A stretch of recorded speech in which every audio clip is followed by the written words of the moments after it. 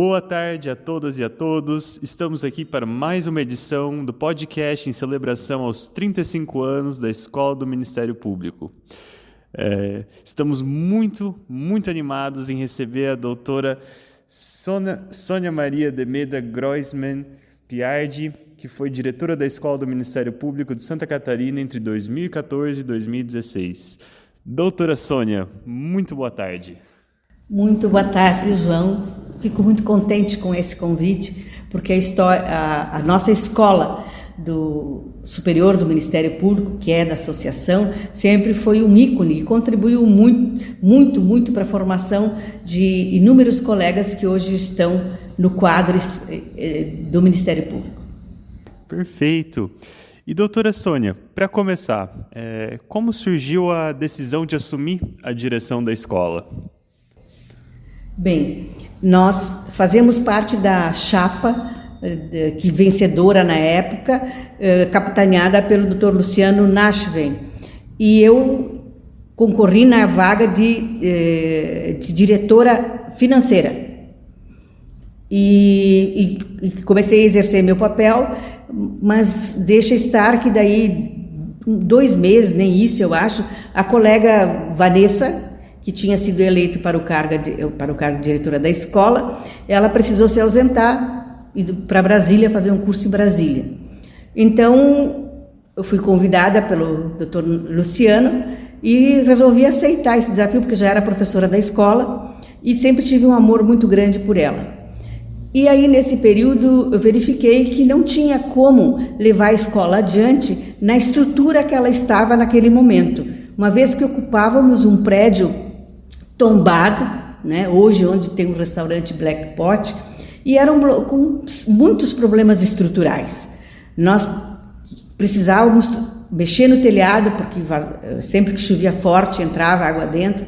O assoalho ele estava todo comido pelos cupins, as frestas eram muito grandes entre uma tábua e outra, inclusive as professoras se queixavam que às vezes entalava o salto do sapato no meio da vez. Então foi uma decisão que eu tomei e levei à diretoria. Houve uma certa resistência em função do entendimento de que aquele era um prédio histórico e que competia ao Ministério Público também contribuir para a preservação do patrimônio público, nesse caso. Porém, realmente era infactível continuarmos lá. Em função do aluguel, que era bem alto, na época, se não me falha a memória, era R$18 mil, tínhamos que ter uma estrutura toda paralela à administração da própria associação, tínhamos gasto com segurança, com internet, um telefone, com mais funcionários, né, que era necessário naquele espaço, tinha jardim para cuidar, além das reformas que sempre necessárias. E por força do contrato que foi sendo alterado ao longo do tempo, as obras realizadas naquele prédio, os valores gastos pela associação não eram abatidos do aluguel. Então ficava realmente pesado. Então, depois de muito insistir, né, conseguimos trazer a escola para cá, fazendo essas 2 maravilhosas salas, que não prejudicou em nada o funcionamento da parte administrativa da nossa associação. Perfeito. E quais foram, então, alguns dos principais desafios desse período de transição, de realocar a escola? Por conta também que nós, nesse período, estávamos com muita dificuldade de montar as turmas. Muita concorrência estava ocorrendo na época, como acredito que hoje também. Aí nós começamos, inclusive na época, um contato com a Unisul para cursos à distância, realizarmos cursos à distância, porque a Unisul tem uma abrangência nacional, né? Tem polos em todo o Brasil. Fizemos um curso de capacitação para os professores, para aulas à distância. Inclusive foi a surpresa que alguns professores não se identificaram com essa nova modalidade não tinha nada de pandemia ainda naquela época, de EAD, de curso EAD, e porque precisavam ver o aluno, conversar com o aluno direto, ver os olhos do aluno, e aí então muitos não se adaptaram. Mas nós chegamos a fazer um curso, né, que infelizmente não deu muito certo, porque na época foi um pouco caro e não foi divulgado o necessário pela Unisul, que ficou encarregada de fazer essa divulgação.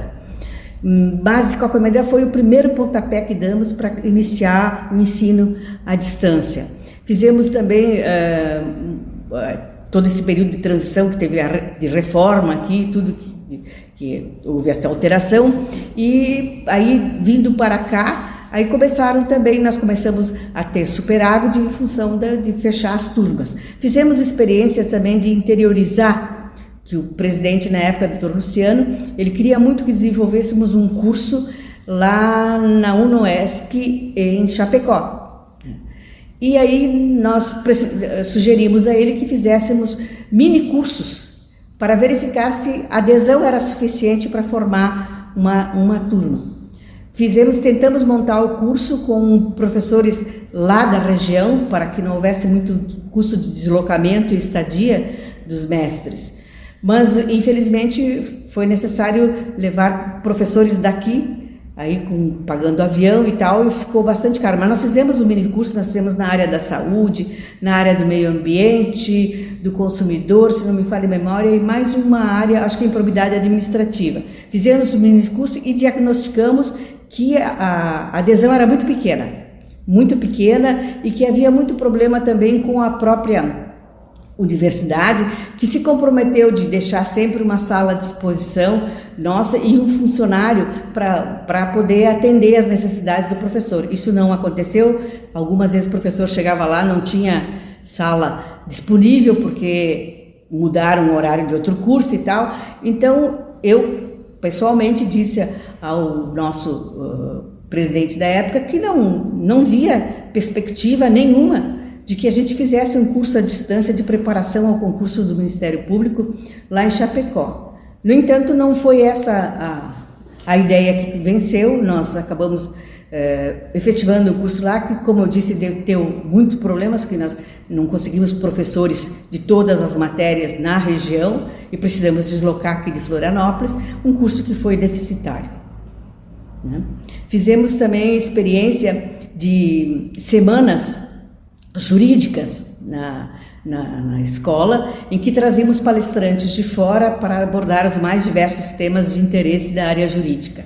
Foram muito bons os cursos, nós trouxemos também o ministro do STJ, ministro Sérgio Cuquina, que fez uma palestra muito interessante. Trouxemos também a Procuradora de Justiça do Ministério Público do Paraná, a doutora...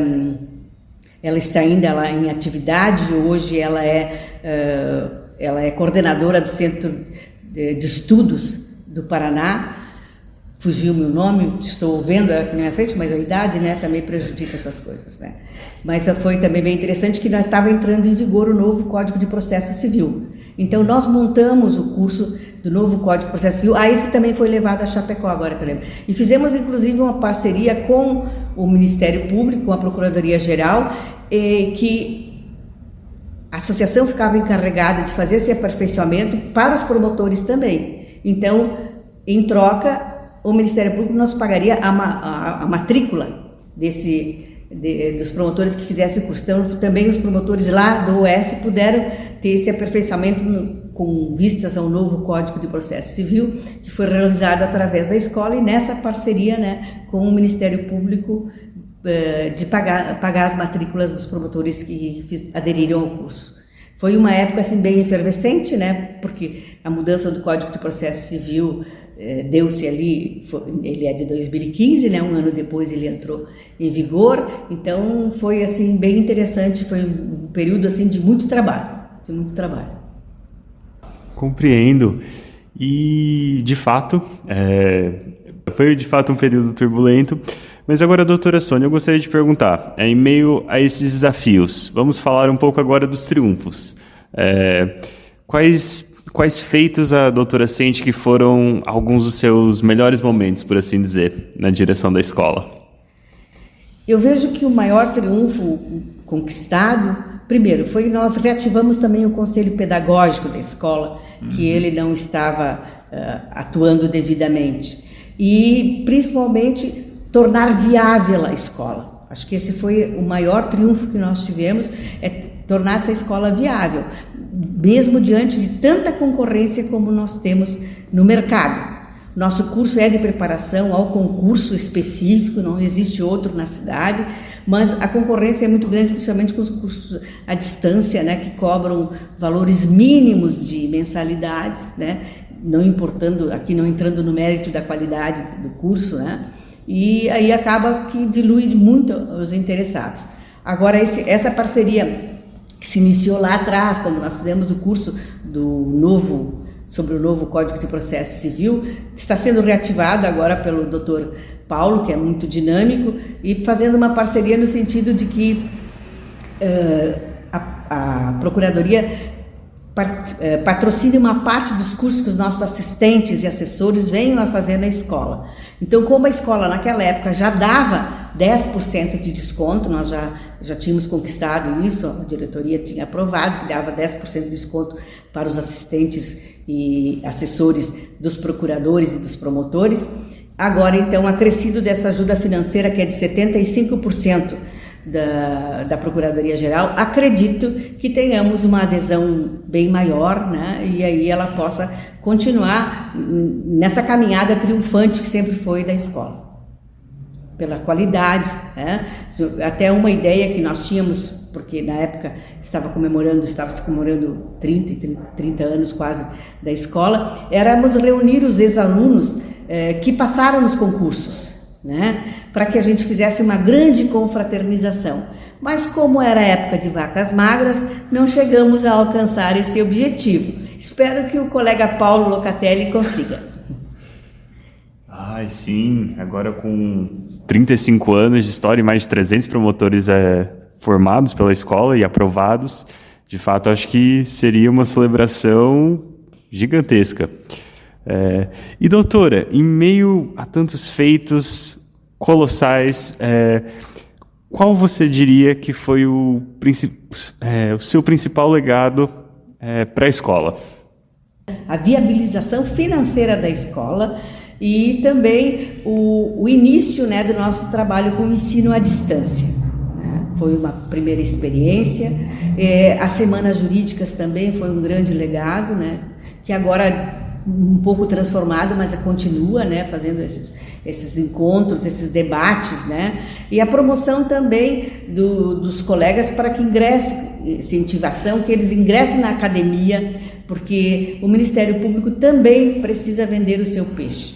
Quem está lá são os advogados, e a gente vê os resultados que isso acontece, como no Código de Processo Civil, onde foi um código feito por advogados, né, e para advogados. Então, a gente sente muita dificuldade, enquanto promotores de justiça, de atuar, e no processo penal nem se fala, com todas as restrições de atuação do Ministério Público, destacando, por exemplo, o Tribunal do Júri, onde não se pode mais nem ler o libelo, mostrar nenhuma prova que não esteja antecipadamente requerida. Então, isso tudo está dificultando bastante o trabalho da acusação, que é a defesa das vítimas, a defesa da sociedade.